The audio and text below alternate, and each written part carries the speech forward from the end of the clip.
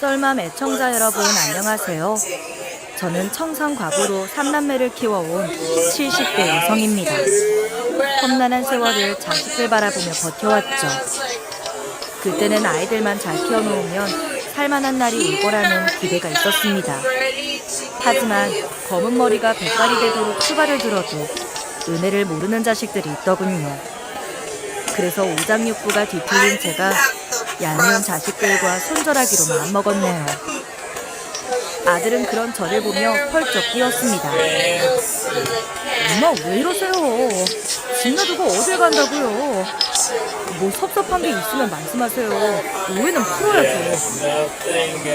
오해는 무슨. 보려장 당하기 전에 내 발로 나가려는 거다. 무임금으로 부려먹던 노인네가 이제 필요 없어졌는데 처치곤란이라 골치 아프지? 그래서 원대로 내가 사라져 주겠대잖아. 보려장이라뇨. 엄마 무슨 그런 무서운 말씀을 하세요. 왜?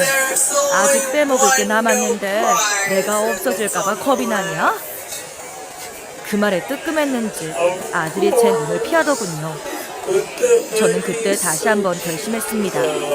남은 생에서는 자식들을 치워버리고 홀가분한 노년을 보내기로 말이죠. 혹시 여러분 중에도 자식한테 간이고 쓸개도 다 빼주려는 분이 계실까요? 그렇다면 오늘 제 이야기를 끝까지 함께 해주세요. 그런 분들이 정신 번쩍 날 사연이 기다리고 있으니까요. 저희 남편은 막내 아들이 뱃속에 있을 때 신호위반 차량에 치여 세상을 떠났습니다. 그래서 저는 남산만한 배를 부여잡고 상복을 입어야 했네요. 빈소에 온 사람들은 제 팔자가 기부하다며 쑥덕거렸어요. 아니, 마누라 팔자가 얼마나 들세면 만삭에 남편이 죽어? 보나마나 저 팔자 때문에 남편 잡은 거야. 저런 여자랑 살면 사고가 아니라도 시름시름 앓다 죽었을걸? 하지만 정작 저는 그런 말을 신경 쓸 겨를도 없었습니다. 어린 자식들과 어떻게 험난한 세상을 살아가야 할지 그 생각만으로도 서러움이 북받쳤거든요. 그렇게 남편을 보내고 얼마 후 아들이 태어났습니다. 하지만 저는 속 편하게 몸조리할 상황이 아니었네요. 셋이나 되는 애들을 키워야 하니 남들처럼 여유 부릴 시간이 없더라고요. 그렇다고 쉽게 일자리를 찾기도 어려웠습니다. 마음은 급했지만 아이들이 너무 어려 아무 일이나 하겠다고 나설 수도 없었던 거죠. 그래서 고민 끝에 큰 맘을 먹고 짐을 쌌답니다. 그리고는 젖도 못된 막내와 두 딸을 데리고 시골에 계신 시어머니를 찾아갔어요. 사실 어머님은 제가 고아라는 이유로 결혼을 반대하셨던 분이었어요.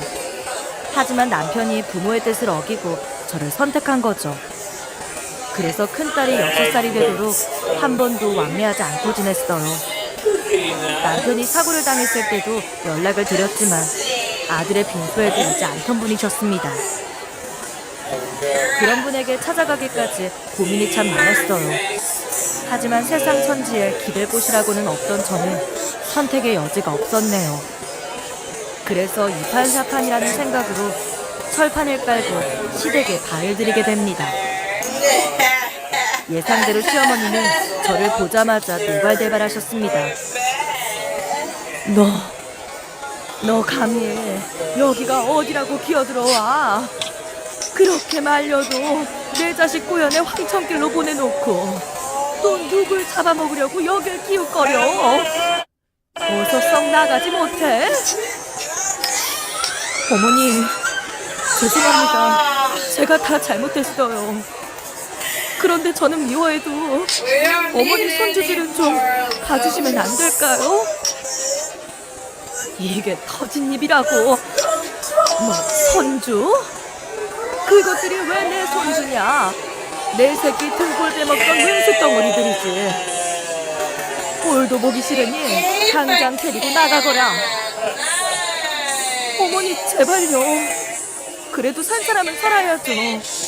저 어린 것들 다 굶어 죽게 놔둘 순 없잖아요.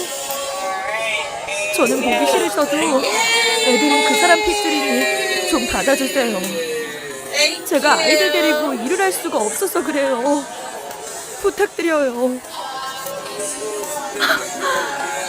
내가 아직도 너만 생각하면 자다가도 치가 떨려. 생떼 같은 내 자식이 너 아니었으면 왜 그렇게 가? 근데 나한테 네 자식들을 보라고? 아무리 나 뜨거워도 어떻게 그런 말을 해? 네가 사람이냐?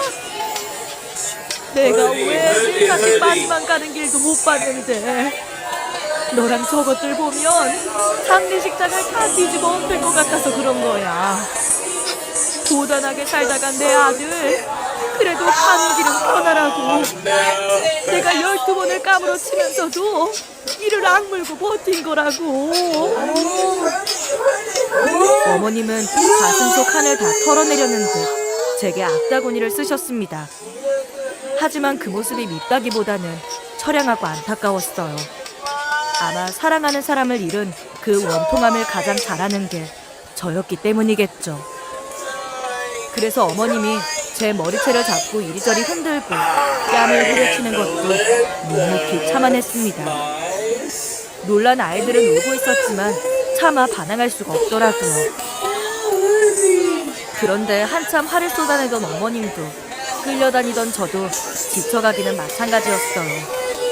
그래서 한동안 바닥에 주저앉아 둘 다 아무 말 없이 눈물만 흘렸네요. 잠시 후 한바탕 한풀이를 하신 어머님이 넉나간 표정으로 제 등에 엎인 막내를 바라보며 입을 여시더군요. 애가 젖은 뗀 거냐? 바로 가지 말고 며칠 있으면서 젖이라도 떼고 가라. 그 말에 저는 또 눈물이 흘러 아이들을 끌어안고 우유라고 말았답니다. 그 뒤로 시댁에 묵으며 막내 젖을 떼고 딸들에게 할머니 댁에서 잘 지내야 한다는 당부를 했어요. 어머님은 눈길 한번 주지 않으시면서도 산후조리 못한 저를 위해 구들장을 달궈주시더군요. 그래서 뜨끈한 아랫목에 누워 출산한 몸을 추스를 수 있었습니다. 그리고 며칠 뒤 아이들을 남겨두고 홀로 서울로 돌아왔어요. 울며 매달리던 딸들이 눈을 밟혔지만 길을 막고 돌아섰습니다. 혼자 아이들을 키울 수 있도록 기반만 다져놓으면 얼른 데리러 가겠다고 다짐하면서 말이죠. 그렇게 돌아온 서울에서 돈 되는 일이라면 닥치는 대로 다 했습니다. 식당에서 불판을 닦고 여간 청소를 하고 파출부도 다녔어요. 그러다 고시생들로 불리는 학원가의 한식 뷔페에서 설거지를 시작했죠. 그런데 몇 달 뒤에 주방 참모가 그만두며 그 일에 맡게 됐네요. 허드렛 일보다 벌이가 훨씬 좋으니 신이 나서 일했답니다. 그러던 어느 날 사장님이 뜻밖의 제안을 하셨어요. 내가 사실 간이 안 좋아. 그래도 어떻게든 버텨보려고 했는데 더는 안 되겠네. 그래서 말인데 경숙 엄마가 이 식당 해보는 건 어때? 우리도 이걸로 자식도 다 키우고 결혼까지 시켰잖아. 모르는 사이도 아니고 그동안 속 안 썩이고 잘해준 것도 고맙고 해서 내가 권리금도 덜 받고 넘기려는 거야. 건강이 나빠지며 손을 떼게 된 사장님이 제게 식당을 맡아보라고 하신 겁니다. 그래서 알뜰히 모은 돈을 털어 식당을 인수하고 미친 듯이 일했습니다. 그 세월이 얼마나 고단했는지는 말로 다 할 수 없을 거예요. 주말에도 문을 열고 학원과 도서관에 오는 학생들을 상대로 쉼없이 일했죠. 그러다 막내가 5살 되던 해 어머님이 돌아가시며 아이들을 데려오게 됐어요. 처음에는 저를 못 잡아먹어 안달하던 분이었지만 기대고 뒀던 저희는 그 사이 서로에게 귀한 존재가 되었습니다. 어머님에게는 제가 아들 대신이었고 저에게는 어머님이 유일한 부모였어요. 한데 그런 분마저 떠나게 되니 너무 힘이 들고 괴롭더군요. 하지만 산 사람은 살아야 한다는 생각으로 장례를 마치자마자 또다시 열심히 일을 했네요. 그리고 눈 깜짝할 사이에 세월이 흘러갔어요. 저는 식당을 해서 삼남매를 대학 공부까지 시키고 사회에서 한몫하는 성인으로 키워냈죠. 큰딸은 영양사가 되어 병원에서 일하고 둘째는 무역회사에 다녔어요. 그리고 경제학을 전공한 막내 아들은 대기업에 들어갔답니다. 그렇게 몇 년 직장 생활을 하다 각자 제 짝을 찾아 가정을 꾸리더군요. 큰딸은 병원 원무과 직원과 막내 아들은 소개로 만난 여자와 결혼했어요. 가장 마지막으로 둘째가 올해 만나온 남자친구와 결혼했죠. 새 아이를 다 시집장가 보내고 나니 그제야 저도 할 일을 끝낸 것 같아 마음이 홀가분했습니다. 혼자 힘으로 해낸 결과치고 그만하면 괜찮다는 생각도 들었네요.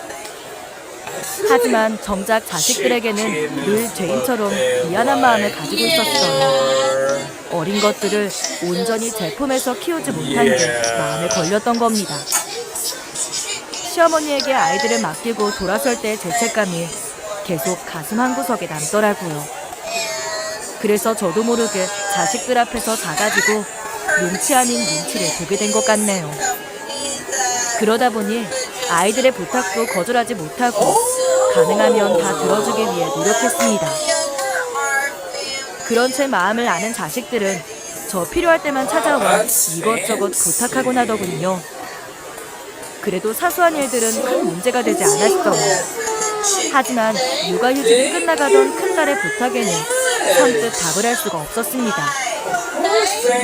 엄마, 나 이제 복직까지 2달도 안 남은 거 알죠? 아직 애가 어려서 어린이집에 보내긴 힘들 것 같고 엄마가 좀 봐주셔야 할 것 같아요. 뭐? 아니, 내가 가게는 어쩌고 애를 봐. 맨날 적자 나는 이 가게 접고 애들이나 봐주시면 안 돼요? 좀 있으면 경호 경리도 애 가질 거고 그럼 줄줄이 손주들 생길 텐데. 솔직히 요즘은 손님도 별로 없잖아요. 길거리 음식이랑 젊은 사람들 좋아하는 식당도 많이 생기고요. 그래도 아직 엄마 음식 먹으러 오는 사람들이 있어. 길에서 파는 음식들이야 죄다 분식이나 허기만 채우는 것들이지 않니. 주머니 가벼운 학생들이 제대로 된 한 끼 먹으려면 여기만한 것도 없지. 엄마가 무슨 자선사업가야? 남는 것도 없으면서 괜히 남 좋은 일만 시키지 말고 손주나 봐주세요. 할머니한테는 우리 3남매들 다 맡겨놓고 정작 엄마는 애 하나도 봐주기 싫다는 거예요? 아니, 누가 보기 싫다고 하던. 그리고 나야 먹고 살려니 너희들 데리고 있을 수가 없어서 그런 거지. 나는 뭐 달라요? 요즘 외벌이로는 먹고 살기 힘드니 나도 벌어야 한다고요. 그러게 우리 결혼할 때 이거 다 정리해서 결혼 비용에나 보태주시지. 지금은 그때보다 손님이 더 없잖아요.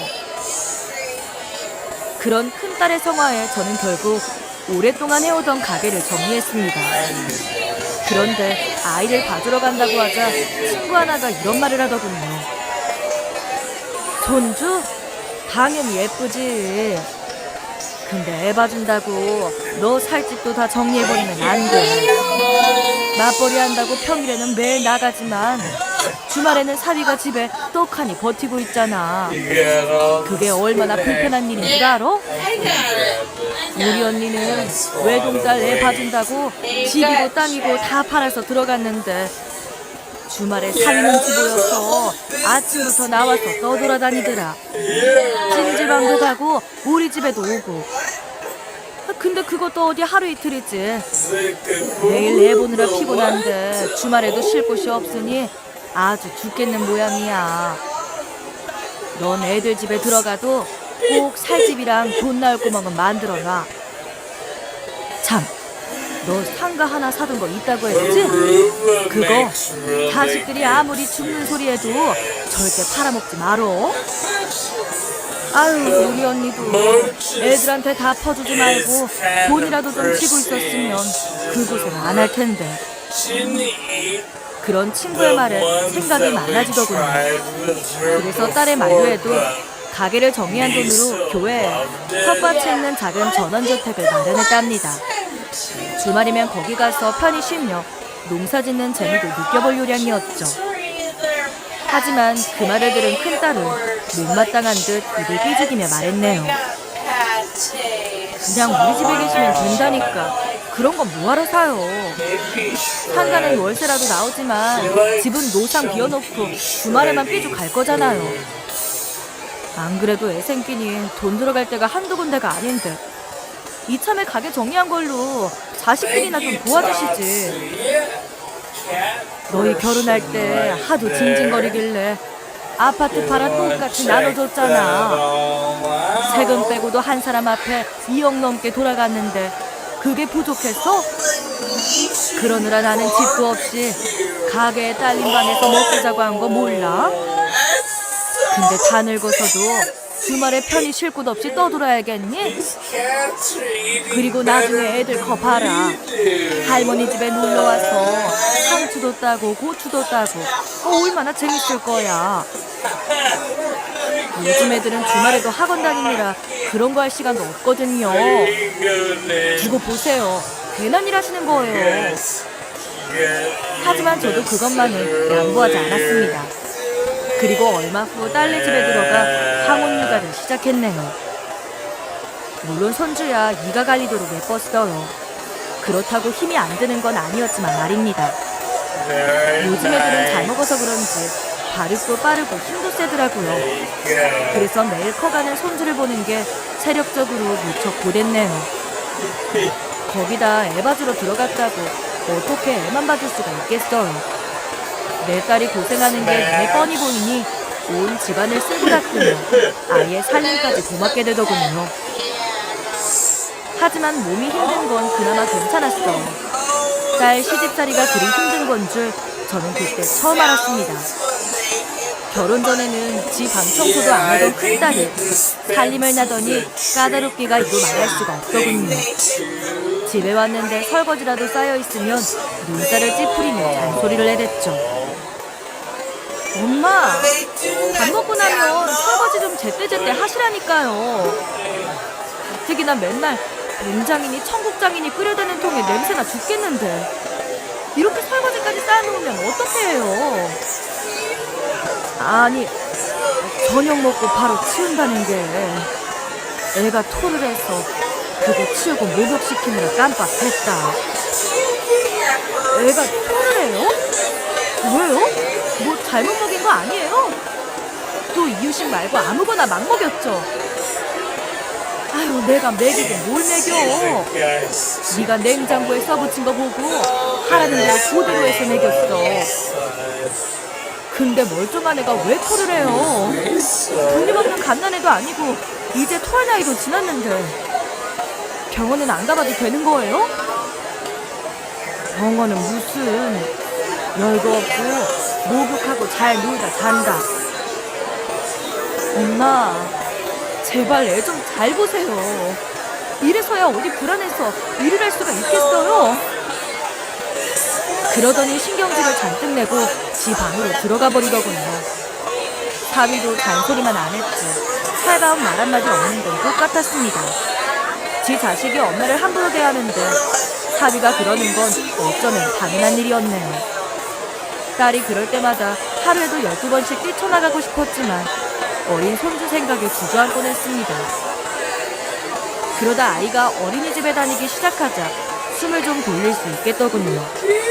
그때부터 제법 시간이 생겨 애 키우느라 망가진 허리도 치료받지 가끔 친구도 만날 수 있었네요. 그런데 이제 좀 한숨 돌리나 싶을 때 이번에는 둘째 딸이 전화를 왔습니다. 엄마, 이제 거기 더 있을 필요 없지 않아요? 애도 다 커서 어린이집 들어갔으니 이제 우리 애도 좀 봐줘요. 나도 돈 좀 벌어야지 김서방만 믿고 있다가는 큰일 날 것 같아요. 갑자기 그게 무슨 소리야? 김서방 사업 잘 되는 거 아니었어? 사업이 그렇잖아요. 잘 될 때도 있고 안 될 때도 있고. 근데 요즘은 많이 힘든가 봐요. 그러니 어떡해. 나도 같이 벌어야지.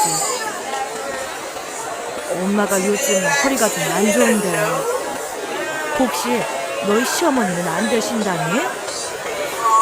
아, 엄마! 지금 언니만 봐주고 우리 윤기는 봐주기 싫어서 그러는 거예요? 우리 시어머니는 자기 외손녀 보잖아요. 요즘 친정엄마 중에 애 안 봐주는 사람이 있는 줄 알아요? 아니, 싫다는 게 아니라. 아유, 알았다. 그렇게 하자. 그래도 둘째 사위는 알고 지낸 기간이 길어서 그런지 저한테 서글서글하게 잘했어요.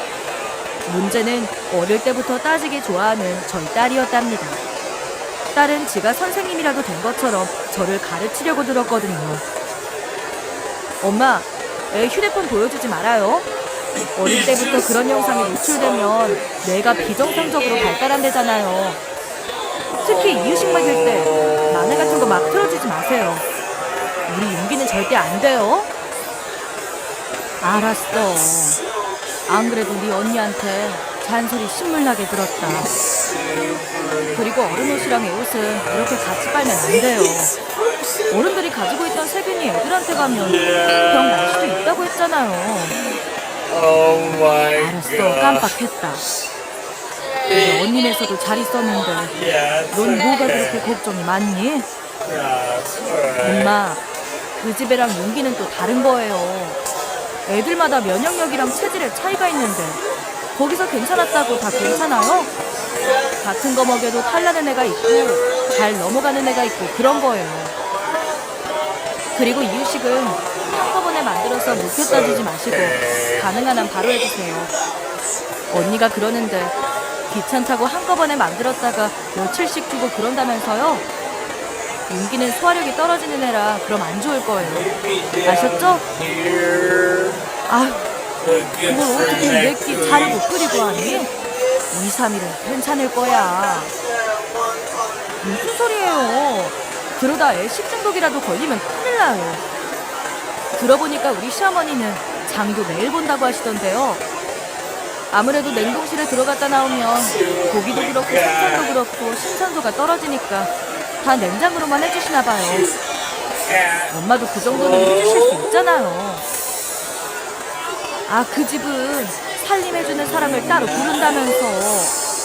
나도 애만 봐주면 얼마든지 그렇게 하지. 혼잡지만한 집에 살림할 게 뭐가 그렇게 많다고 그러세요.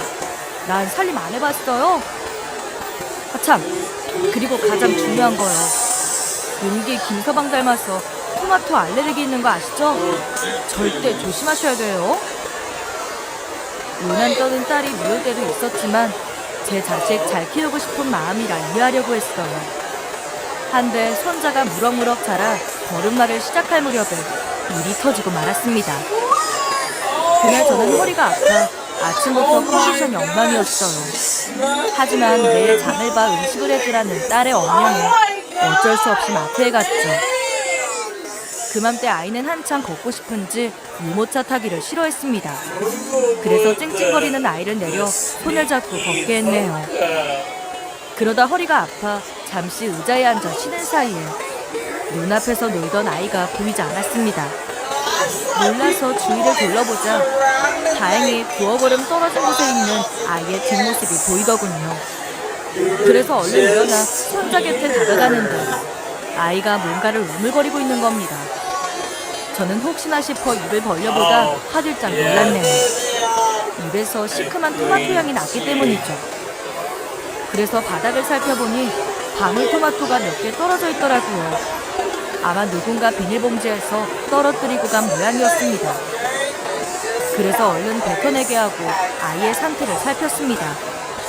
그런데 잠시 후 얼굴에 붉은 발진이 올라오더니 자지러지게 울기 시작하는 거예요. 저는 어쩔 줄을 모르고 사색이 된 채 우왕좌왕했습니다. 그러자 그 모습을 본 마트 직원이 다가와 물었네요. 왜 그러세요, 할머니? 애한테 무슨 일이 있어요? 아니, 얘가 토마토 알레르기가 있는데 바닥에 떨어진 토마토를 주워 먹었나 봐요. 이를 어째? 예? 아유, 그거 큰일 나는데. 얼른 구급차 부를게요. 그러더니 휴대폰을 들어 전화를 하고는 저를 돌아보며 말했어요. 금방 온다니까 조금만 기다리세요. 애가 혹시 토할지도 모르니까 눕히지 말고 앉혀두라고 하네요. 토한 게 기도를 막으면 안 돼서 그런가 봐요. 근데 애 얼굴이 좀 붓는 것 같은데요? 그 말에 손자의 얼굴을 보니 얼굴과 목 뒤까지 조금씩 부어오르는 게 보였습니다. 저는 너무 겁이 나서 앞이 캄캄했어요. 이렇게 피 말리는 몇 분이 지나 드디어 구급차가 아이를 싣고 응급실로 향했습니다. 병원에 도착한 아이는 응급처치를 받고 조금씩 안정을 찾게 됐죠. 하지만 주사를 맞은 지 1시간이 지나도 통통 부은 얼굴은 금방 가라앉지 않더라고요. 그때 뒤늦게 연락을 받은 딸과 사이가 허렇게 질린 얼굴로 달려왔습니다. 그러자 저를 본 딸이 대뜸 소리 지르며 성질을 부리더군요. 엄마! 내 토마토 조심해야 된다고 그렇게 말했잖아요. 무슨 큰일이라도 났으면 어쩔 뻔했어요. 저 죽는 걸 보고 싶어서 그러세요? 그 말을 제가 아무 말도 못하고 눈물만 떨구자 사위가 딸을 맞아서는 말하더군요. 당신 왜 그래? 장모님도 놀라신 거 안 보여? 애가 주워먹었대잖아. 저 나이 애들 눈에 보이면 다 입으로 집어넣는 거 몰라? 그러니 더 조심했어야지. 뭐든 입에 다 들어가는데 왜 애만 혼자 둬? 장모님이 일부러 그러신 거예요? 그러게 작작 좀 하지. 어린애 데리고 매일 어떻게 잠을 보시라고 그 난리야. 솔직히 당신도 매일 장 봐서 애 음식해준 거 아니잖아. 저는 언성을 높이며 투닥거리는 그 사람을 보니 몸둘 바를 모르겠더군요. 제가 조심하지 못해 손자가 아프고 집안까지 시끄러워진 상황이 너무 괴로웠습니다. 그때 의사가 다가와 이렇게 말했어요. 다행히 소량 노출이라 심각한 상황은 아니에요. 주사 맞고 보종도 가라앉고 있으니까 몇 시간 지켜보다 퇴원하셔도 될 것 같네요. 그래도 다량 섭취했을 때 간혹 쇼크 증세가 오는 경우도 있으니까 항상 주의하시고요. 그 말을 듣고 저는 긴장이 풀려 의자에 털썩 주저앉고 말았습니다. 그 모습을 바라보던 사위가 걱정스러운 표정으로 말했어요. 괜찮다니까 이제 안심하세요.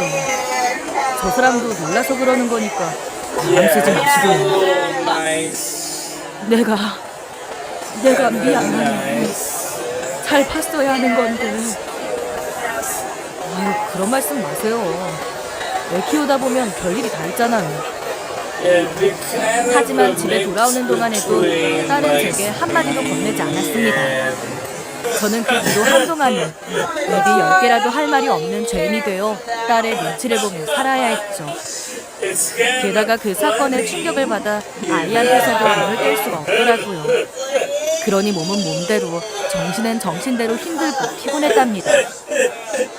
그러다 둘째네 손자도 어린이집에 들어가고 1년이 넘어서야 그 집에서 풀려날 수 있었네요. 그제야 저도 노년다운 노년을 즐겨볼 수 있는 기회가 생겼죠.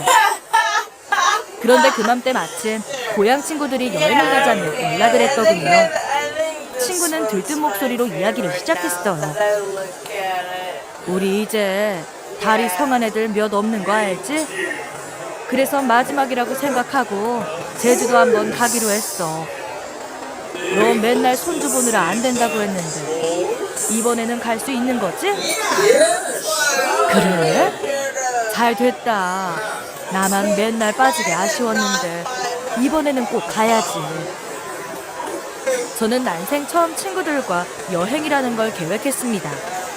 젊을 때는 먹고 살기 힘들어 내일 아니다 생각했죠. 나이 들어서는 학원 육아에 치여 엄두도 낼 수 없었어요. 그래서 한껏 들떠 여행 날만을 손꼽아 기다리고 있었죠. 하지만 그런 복은 제 몫이 아니더군요. 저희 막내 아들 내외는 결혼하고 6년 넘게 아이가 생기지 않아 고생을 많이 했어요. 그러다 임신 소식을 전한 지 일주일 만에 아들이 다급하게 전화해 이런 말을 하더라고요.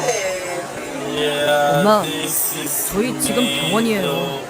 와이프가 유산기가 있다고 했어요. 뭐? 유산? 네. 그래서 말인데 엄마가 좀 와주시면 안 될까요? 장모님은 장인어른 간병하시잖아요. 낮에 혼자 있다가 무슨 일이라도 생길까봐 제가 불안해서요. 그래? 퇴원은 언젠데? 오늘 오후에요. 집으로 바로 와주실 수 있죠? 많이 안 좋은 거니? 실은 엄마가 제주도 여행을 예약해놔서 말이야. 내일 가는 거라 취소도 못하는데 거기만 갔다가 월요일에 가면 안 되겠니? 네? 아니 엄마, 며느리가 이삭기가 있는데 여행이라뇨. 우리가 이해 얼마나 어렵게 가졌는지 모르세요? 그래 알았다. 지금 가마. 그래서 저는 하는 수 없이 또 여행을 포기하고 며느리 수발을 들러 출동해야 했습니다. 며느리는 요즘 사람들이 흔히 말하는 차도녀 스타일이었어요. 결혼 전 첫인사 왔을 때 큰딸이 그랬거든요. 차가운 도시 여자라나 뭐라나. 아무튼 말수도 적고 똑 부러져서 찔러도 피 한 방울 안 나올 것 같은 인상이었죠. 그러니 같이 사는 게 편할 리가 없었습니다. 저는 아침부터 저녁까지 청소하고 음식을 마련하느라 내보는 것보다 더 힘이 들었어요. 며느리 성격이 여간 깐깐한 게 아니었거든요. 물론 대놓고 싫은 소리를 하진 않았습니다. 하지만 뭔가 마음에 차지 않으면 인상을 쓰며 맞닥다는 티를 냈어요. 그러면 아들이 알아서 제게 잔소리를 하더군요. 엄마, 음식이 너무 짠 것 같아요. 임산부는 싱겁게 먹어야 되는 거 모르세요? 고혈압이나 부종이 올 수도 있다잖아요. 그리고 환기할 때는 꼭 미세먼지 먼저 확인해주세요. 거기 중금속이 얼마나 많은데요. 참, 이것도 받아서 읽어보시고요. 이게 뭐냐? 지금 시기에 임산부한테 좋은 음식들이에요. 이왕 하시는 거 여기 적힌 거 위주로 좀 해주세요. 영양소 골고루 섭취해야 애 발달에도 좋고 임산부 몸에도 좋죠. 알았다 알았어. 내가 장 볼 때 생각하면서 삼아. 그렇게 아들은 며느리 먹는 것까지 하나하나 신경 쓰며 임신기간을 보냈습니다. 아들이 참 다정하다고요? 그것도 다 지 마누라한테만 해당되는 말입니다. 그 집에서 제가 온갖 잡일은 다 하며 사는 동안 제 생일을 챙겨주는 사람은 아무도 없었거든요. 며느리야 그렇다 치고 아들은 식탁에 올라온 미역국을 보고도 까맣게 모르더라고요. 사실 이 나이 먹어 생일이 몽골이 대수겠어요. 그래도 마누라는 그리 애지중지하면서 식모처럼 부려먹는 지 어미 생일은 까맣게 모르고 있으니 좀 서운하더군요. 그런데 그맘때 잠잠하던 둘째 딸이 전화를 해 울고불고 난리를 쳤습니다. 엄마, 큰일 났어요. 김서방 회사가 문 닫게 생겼어. 뭐? 그게 무슨 소리야? 사업에 무슨 문제가 생긴 거야? 보험을 막아야 되는데 동업하던 사람이 결제 대금을 들고 잠적했어요. 그거 못 막으면 큰일 나나 봐. 지금 김서방 도와줄 사람은 엄마밖에 없어요. 내가? 아니, 내가 무슨 돈이 있어서. 엄마 이럴 거예요? 상가 있잖아. 전부터 세입자가 그 상가 사고 싶어서 계속 연락했잖아요. 돈이 있으니 사고 싶다고 그러는 거고. 그럼 매매 처리도 금방 할 수 있는 거 아니에요? 일단 시댁 돈 받아서 급한 불은 껐으니 나머지는 그거 팔아서 엄마가 좀 도와줘요. 상가? 돈 나올 구멍이라고는 그거 하나인데 그걸 팔면 당장 난 어쩌고. 엄마가 무슨 돈이 필요해요. 그리고 어차피 그거 나중에 우리 나눠줄 거잖아요. 나중 말고 지금 필요할 때 줘요.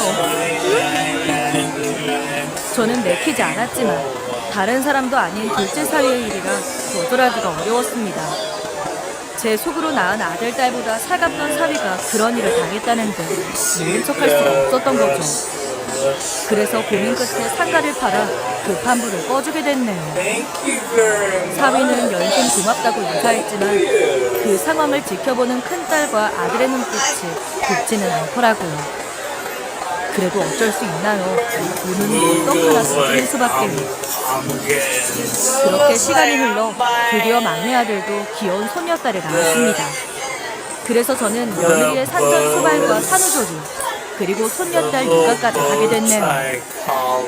사실 산후조리만 끝내놓고 집으로 돌아가려 했는데 며느리가 조금 더 도와주기를 부탁하더군요. 그래서 눈 딱 감고 볼까지만 도와주기로 마음먹었죠. 한데 손녀의 돌을 몇 달 앞둔 어느 날 아들이 저를 밖으로 불러냈어요. 그러더니 갈비를 사 먹이며 생각지도 못한 말을 꺼내더군요. 엄마, 그동안 고생 많으셨죠? 제가 마음은 그렇지 않은데 아니라 눈치가 보여 제대로 챙겨드리지도 못했어요. 죄송해요. 새삼스럽게 무슨 나야 너희들만 잘 살면 바랄 게 없는 사람이지. 이제 그렇게 바라던 애도 얻었으니 너도 더 성실하게 가장 노력해라.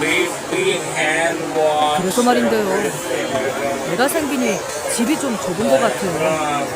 엄마도 답답하시죠? 그래? 뭐 신혼집이니 그럴 수도 있지.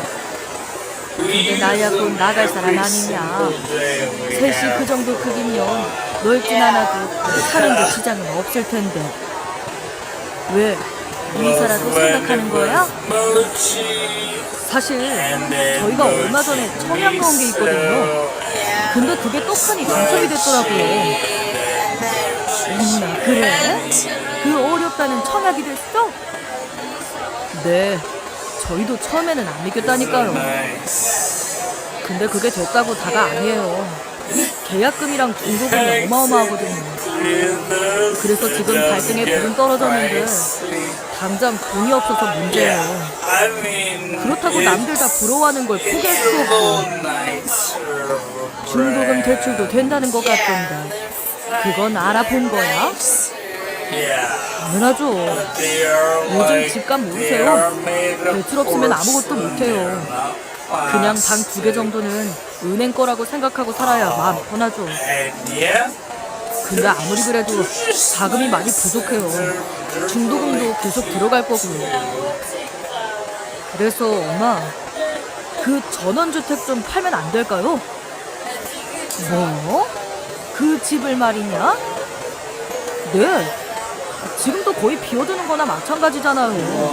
뭐하러 그런 낭비를 해요? 그거 없으면 난 어디로 가라고. 이제 유리 돌진하면 나가기로 했잖니. 에이, 엄마가 가긴 어딜 간다 그러세요. 아들이 저 하나인데 저랑 사셔야죠. 엄마도 이제 팔팔한 청춘이 아니잖아요. 누나가 상가도 팔아먹어서 지금 넣을 돈도 없고요. 그거야 그렇지만 아무리 그래도 어떡해. 유리 엄마도 불편할 거고. 아니에요. 그 사람이랑 얘기 끝난 거예요. 처음도 아닌데 누가 불편해요. 그냥 지금처럼 쭉 저희랑 사시면 되는 거죠.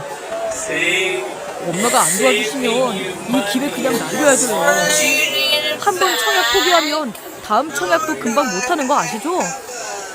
서울 집값은 하늘이 다르게 올라가는데 이런 거 아니면 새집 들어가는 건 꿈도 못 꿔요. 엄마가 좀 도와주세요. 부탁드려요. 저는 그런 아들의 간곡한 부탁을 차마 거절할 수가 없었습니다. 물론 예전에 친구가 했던 당부를 잊은 건 아닙니다. 하지만 저만 붙잡고 매달리는 자식들을 어떻게 모른 척 하겠어요.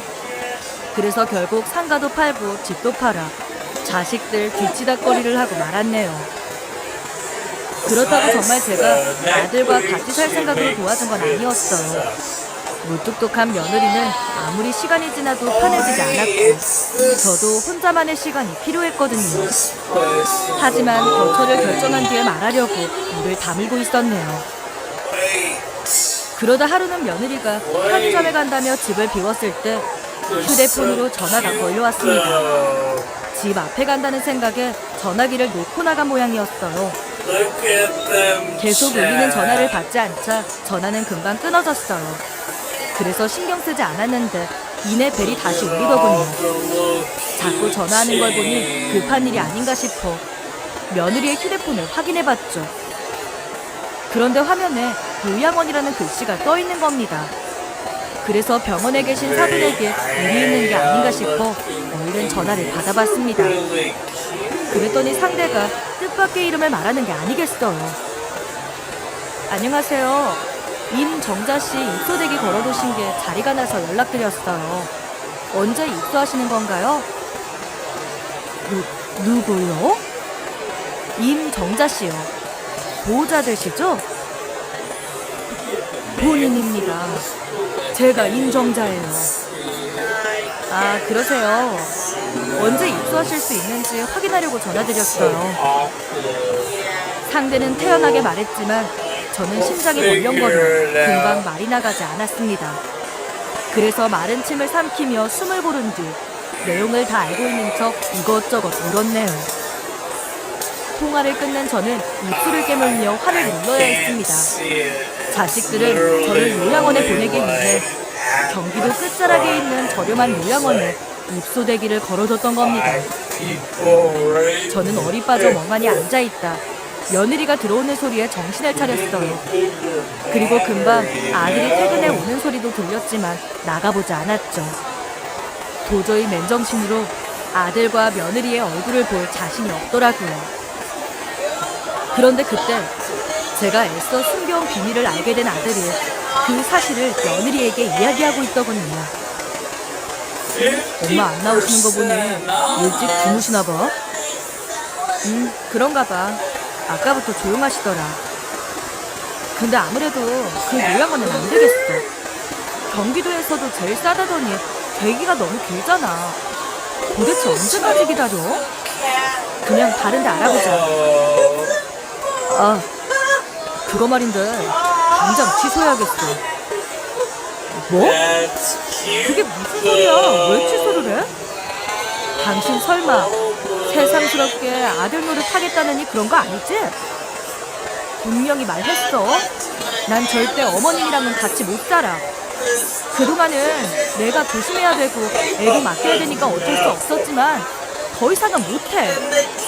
노인네랑 같이 사는 거 지금도 숨막혀 죽겠단 말이야. 당신도 처음부터 유리 돌까지만 같이 살겠다고 약속했었잖아. 누가 아니래? 근데 그건 우리가 청약 때문에 더 달라고 하기 전이고. 집만 홀랑 팔아먹고 안면 바꿔서 요양원 가시라고 하면 엄마가 좋아하겠어? 갑자기 왜 효자 흉내야? 당신이 그랬잖아. 자기네 삼남매 어려서부터 떨어져 살아서 그런지 어머니한테 별로 정 없다며. 그러니 누나들도 자기 엄마 요양원 보낸다는데 그러라고 한 거 아니야? 누구 하나 집으로 모셔간다는 사람도 없었잖아. 심지어 큰 누나는 뭐랬어. 자기는 상가랑 집 한 거 한 푼도 못 받았으니까 요양원비도 못 낸다고 우리랑 둘째 형님네가 알아서 내라고 했잖아. 그러다 엄마 깨겠어. 목소리 좀 줄여. 깨시면 어때? 뭐가 그렇게 무서운데. 어머님이랑 살기 싫다니까 요양원 알아보자고 한 건 당신이야. 잊었어?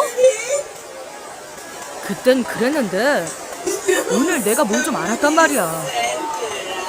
알긴 뭘 알아. 뭐 어디 어머님이 숨겨놓은 재산이라도 있대?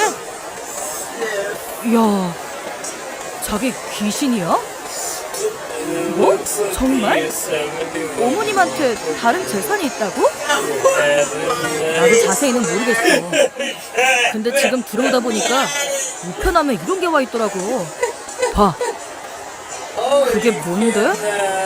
뭐 세금 내라는 거 아니야? 그래, 재산세 고지서잖아. 엄마 이름으로 땅이 있었나 봐. 그동안은 주소가 엄마 집으로 등록돼 있어서 그쪽으로 갔겠지. 근데 이번에 집 팔면서 아예 여기로 주소 옮기셨잖아. 그래서 이쪽으로 나온 모양이야. 야, 우리 엄마 어쩜 이렇게 감쪽같이 아무것도 없는 것처럼 숨기셨나 몰라. 정말이야? 대체 얼마나 되는 건데? 그거야 모르지. 일단 내일 한번 알아봐야지.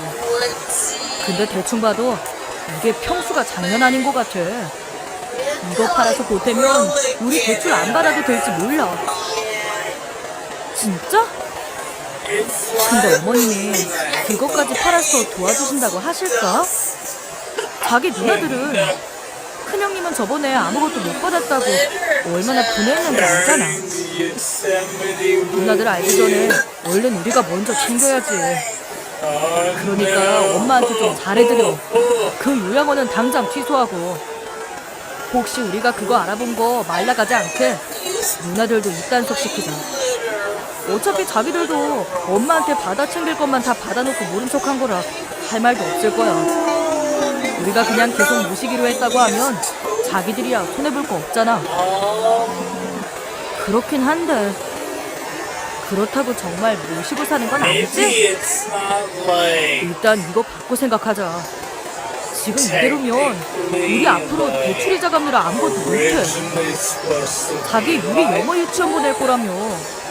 그러려면 엄마가 도와줘야 된다니까.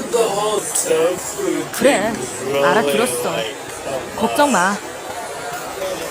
방에서 두 사람의 대화를 듣던 저는 그만 말문이 막히고 말았습니다. 아들내외가 저를 요양원에 보내려 했다는 것만으로 충격이었어요.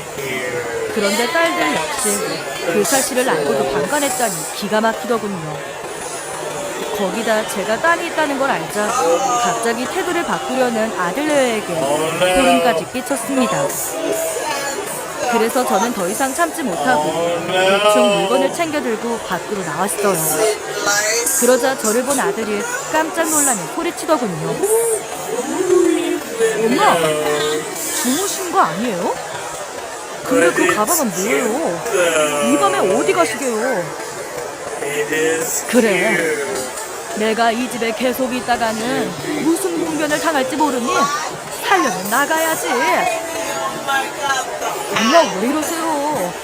집 놔두고 어딜 간다 그러세요? 뭐 섭섭한 게 있으시면 말씀하세요. 오해는 풀어야죠. 오해는 무슨. 보려장 당하기 전에 내 발로 나가려는 거다. 무임금으로 부려먹던 노인네가 이제 필요 없어졌는데 처치 곤란이라 골치 아프지? 그래서 원대로 내가 살아도 주겠대잖아. 보려장이라뇨. 아유 엄마, 무슨 그런 무서운 말씀을 하세요. 왜? 아직 빼먹을 게 남았는데 내가 없어질까봐 겁나냐? 엄마, 도대체 그게 무슨 말씀이세요? 무슨 말? 뭐냐 그래, 내 입으로 말해주랴? 배 아파 놔주고 개고생해서 키워주고 가진 거 다 퍼줬더니 지 어미 요양원에 버리려던 아들 얘기 한번 들어볼 테냐? 엄마, 제 얘기 좀 들어보세요. 저희가 정말 거기 모시려고 한 게 아니라 그런 것도 있다고 하니까 호기심에 한번 알아본 것 뿐이에요. 정말이에요. 시끄럽다. 너희 같은 것도 자식이라고. 먹을 거 못 먹고 입을 거 안 입고 기다릴 때까지 돈 노릇한 내가 등신이지. 잘 들어. 내 눈에 흙이 들어가기 전까지는, 아니 혹시 흙이 들어간다고 해도 그 땅이 너희한테 가는 일은 절대 없을 거야. 그러니 괜한 일에 헛물켜지 말고 네 누이들한테도 똑똑히 전해. 오늘 이후로 너희는 보아니 다시는 부모 볼 생각도 하지 말라고. 그 말을 끝으로 가방을 들고 아들의 집을 나왔습니다. 놀란 아들내외가 신발도 제대로 신지 못하고 따라 나왔지만 저는 돌아보지 않았네요. 그리고 그대로 택시를 잡아타고 호텔로 향했답니다. 그런 일이 있은 지 벌써 1년이 넘는 시간이 흘렀습니다. 그동안 저는 땅을 팔아 고급 실버타운에 들어와 생활하고 있어요. 사실 그 땅은 시어머니가 살아계실 때 증여해 주셨던 땅이었어요. 처음에 절 그토록 미워하셨던 어머님은 돌아가시기 얼마 전 갑자기 전화로 신밖의 말씀을 꺼내시더군요. 내가 친정에서 받은 땅이 하나 있다. 원래는 네 남편 몫이지만 하필 지 애비 명절 짧은 거 닮아서 먼저 가버렸으니 그걸 어쩌겠냐. 널 줘야지. 지금이야 똥땅이지만 또 아니? 나중에 큰 돈 될지. 그리고 밥 좀 잘 챙겨 먹고 다녀라.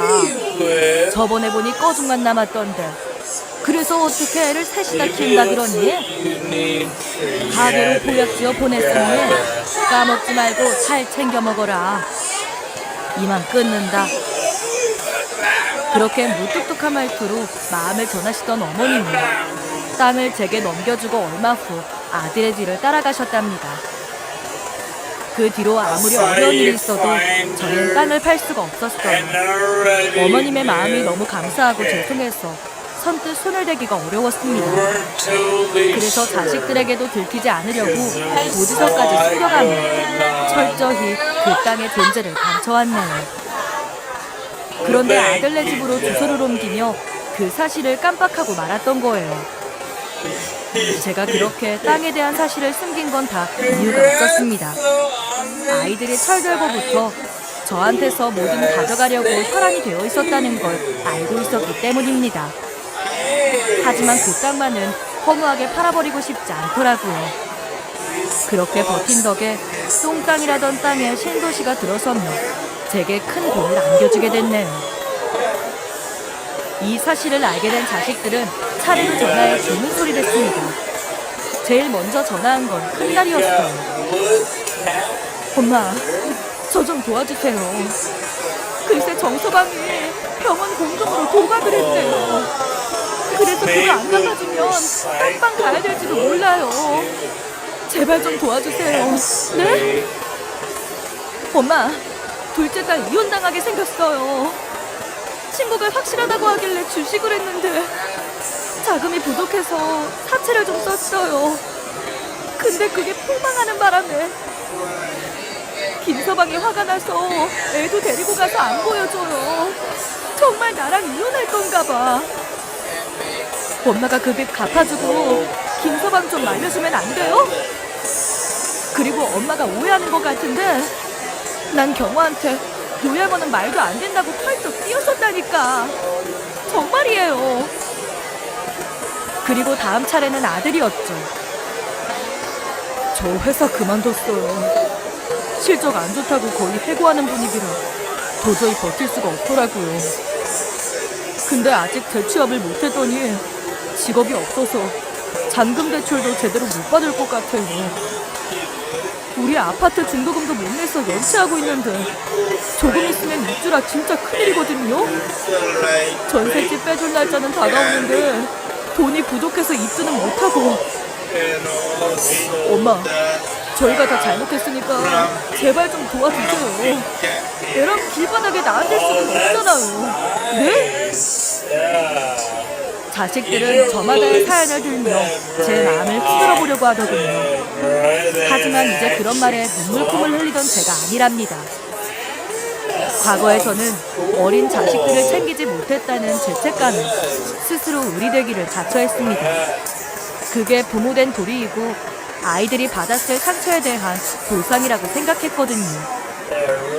하지만 그렇게 키운 자식들은 어미의 고단함을 알기는커녕 마치 빚 복속하러 온 사람들처럼 굴었죠. 그리고 자식에 대한 어미의 무정을 무기처럼 이용했어요. 그래서 저도 이제 그런 자식들에 대한 마음을 접으려고 합니다. 그리고 여생은 생전 처음 저를 위해서만 살아보려고 하네요. 그럼 부디 여러분들의 남은 인생도 자신을 위한 삶이기를 바라며 저는 이만 인사드리겠습니다. 긴 사연과 함께 해주셔서 정말 감사합니다.